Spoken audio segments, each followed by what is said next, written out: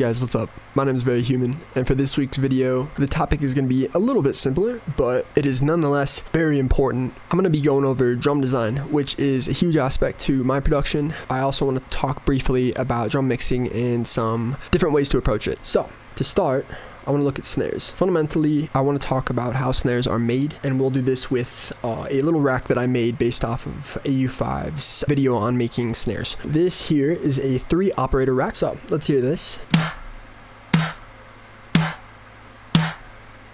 Sounds pretty cool. So this here is our attack. That is a very, very simple sound. It's basically just these 2 oscillators. Yes, they'll run into each other. I then use over here a very sharp envelope and a filter.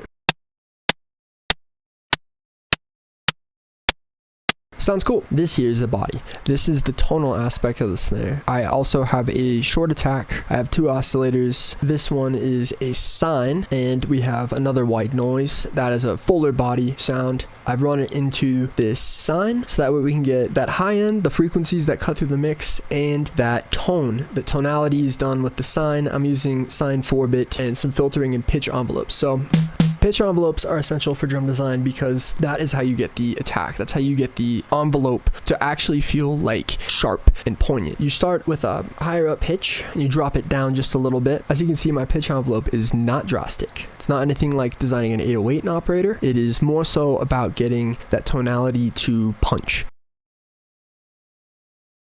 I don't have it attacking as strong. I have it instead hitting this filter, which is giving it a little bit of punch alongside the other ones. And it's a single oscillator with that white noise. So it's just filling out that tail. It's giving that kind of end of the snare quality, that little bit of K that you expect. In the real world, all this is done on one instrument, but it is all essential to be able to have it cut through the mix. And the tonality of that body really helps you tune it, get it right for every track you're working with. So now I want to take a look at the same idea, but with samples. I tend to use samples for this, not because using the operator method isn't really cool, and designing your own snares is very essential to understanding how snares work. I wouldn't stack in the way I do if it wasn't for learning this method that I just taught. But as you can see here, I have 3 snares all stacked into each other. These are all in my pack that is up in my Gumroad currently, but to start, I have a clap.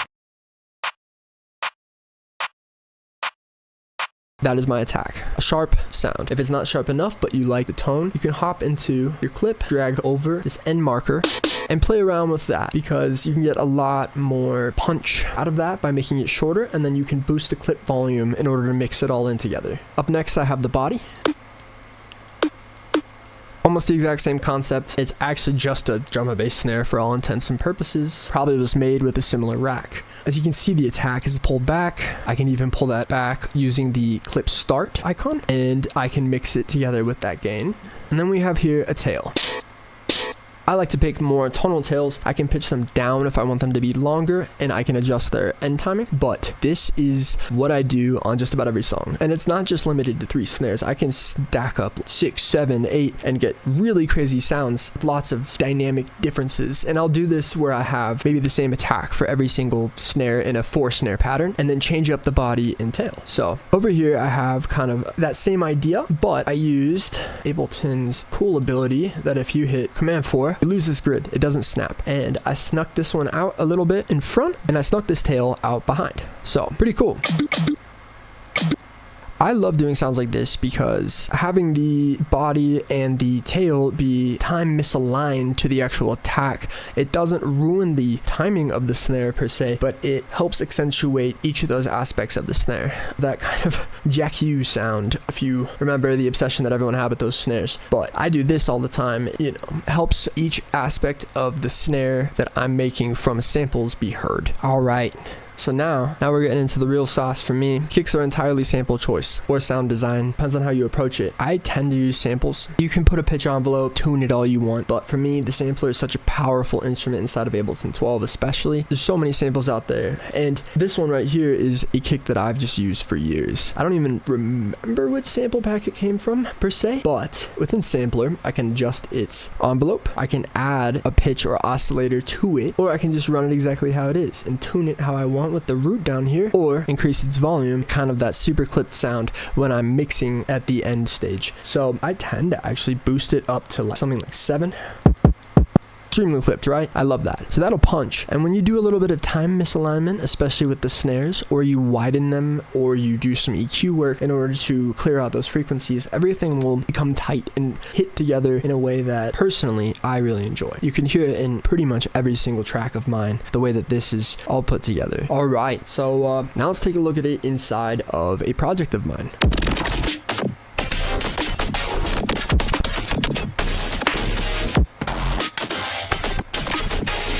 As you can see here, I have this third layer that is actually a different little short attack. I don't always layer it on top in the same exact order, but the intention is the same. And I go through and I swap out a lot of these samples as it goes through the phrase that I've written. From there, if we take a look at the kicks, yes, this is that same kick, my favorite kick. And to change it up a bit, I tend to have this little laser sound,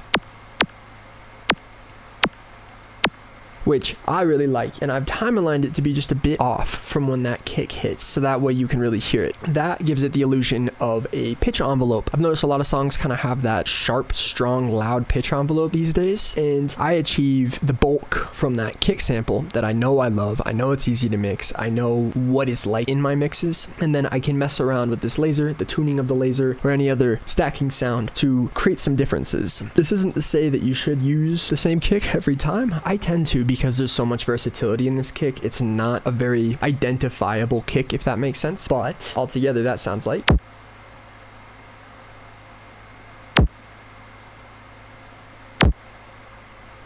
pretty cool. And here's the whole drum mix.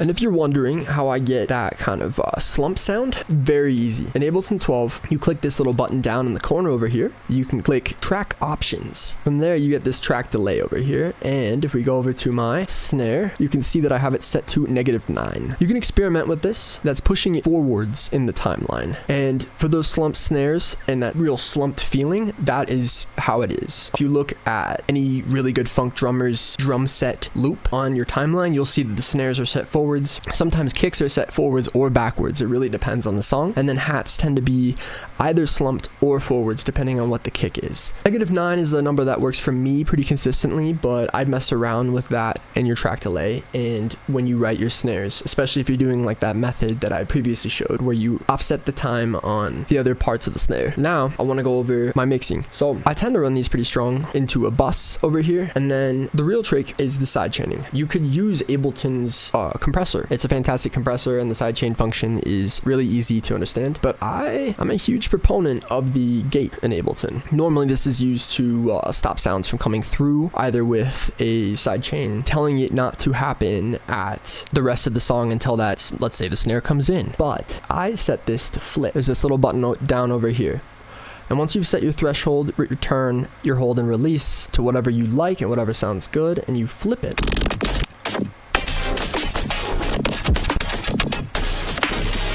Now, I'm going to turn these off so you can hear what it sounds like without that.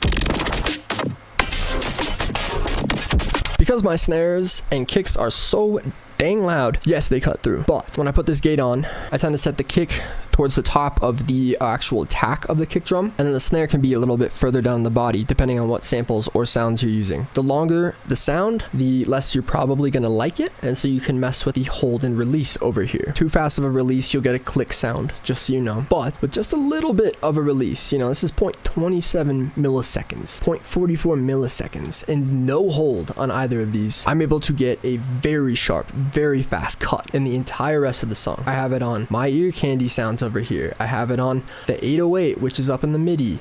Actually, I don't think this track has an 808. Oops. But I normally put it on my basses, and since my basses are all on my main group, I tend to just send that straight into the same exact gating system that I have working with the rest of the MIDI. So with these tricks, I hope they help. I know they changed my perspective and life when it came to producing. I was using the sidechaining in the compressor or really trying to dial in my mix super hard. All great, depends on how you use it. But for me, this gating technique really made producing go a lot quicker because I love the sound. That slump really gets a lot of an effect when it's cutting away the rest of the track for that split little short time that it exists. So this has been a Subnet Cloud Party tutorial. Hope you enjoy. My name is Very Human. Sorry, I know I'm a yapper and I suck at talking. I hope you enjoy these.